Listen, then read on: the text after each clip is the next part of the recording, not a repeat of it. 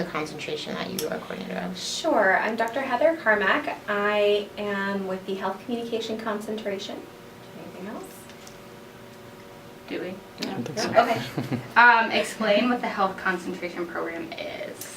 So the Health Communication Concentration is designed for individuals who are interested in the health profession but don't necessarily want to be providers.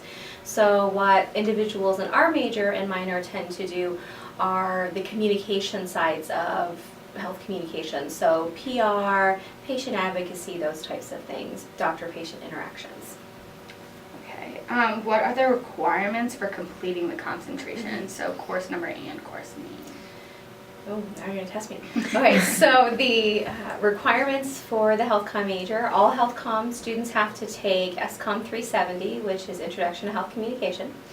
They also all need to take SCOM 260, which is the Introduction to Public Relations class, as well as SCOM 261, Public Relations Writing 1, just because public relations and health is such an important part, so all of our students have to take it.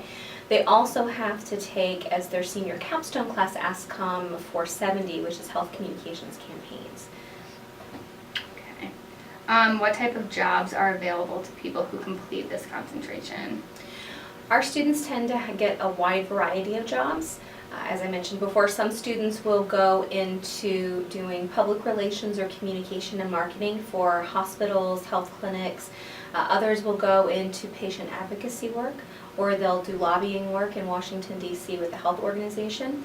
Others will get jobs as health promotion and campaign designers for organizations like the American Cancer Society, the American Heart Association, or even the CDC. Is this for JMU?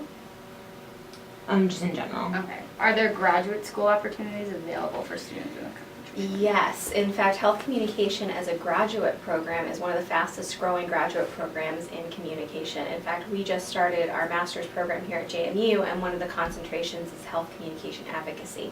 So for individuals who are interested in going into health communication for a master's program, there's probably about 15 or 20 schools now in the country where they can pursue either a master's or a PhD. What is something you would want a prospective SCOM student to know about the health concentration? Health communication is perfect for everyone because it affects all of us. Health is a part of our everyday lives, from when we get up in the morning and brush our teeth and brush our hair, to when we go work out, to when we go to sleep. So it's part of our everyday life, which means perfect for every student to take at least one class. What do you think makes communication studies in your concentration so great? What makes health communications so great? You don't have enough time for this video for that. One, it does connect to everybody, but two, there's such fascinating work that goes on in health organizations, that goes on in designing health campaigns. Because what's great about for health communication students is you don't just have to know communication, you have to know health too. So all of our students have a really thorough background about medical knowledge and health knowledge. They know the terms about the different diseases and the illnesses, and they then can combine that with health communication, and that's what's really exciting. It's a very applied major, so everything we're doing is producing something, which I think is really exciting for our students, because they're not just learning theories and then applying it later, they're applying it now. And what are some common misconceptions about the health concentration and the SCOM major overall? I think what a common misconception of health comm is that it's the fluffy major. It's the easy one, and I think my students now would tell you that's really not true. It's really challenging, but it's inviting and warm, so I think that misconception of it being easy comes from that. But it's a lot of hard work because you have to learn communication and you have to learn about healthcare. So I think that's probably one of the biggest misconceptions, but I think that's also a misconception about communication in general, that it's fluffy, that it's easy, and it's not all, as I've often said in my classes, it's not all rainbows and butterflies, and it's a lot of hard work. And students learn that, and the students who like to do the hard work and who really connect with it will stick around. Perfect, that is all of our questions. For all your questions. I did You have another. more? Yes, Sure. I did. Could you explain to us a little bit about the capstone, the health campaign class? Of course. So in the health campaigns class, they are simultaneously learning about how to design a health campaign and designing a health campaign. So every semester, well, every year when we offer it in the spring, we have a client. So last year our client was the CDC. This year our client is going to be the Student Health Center.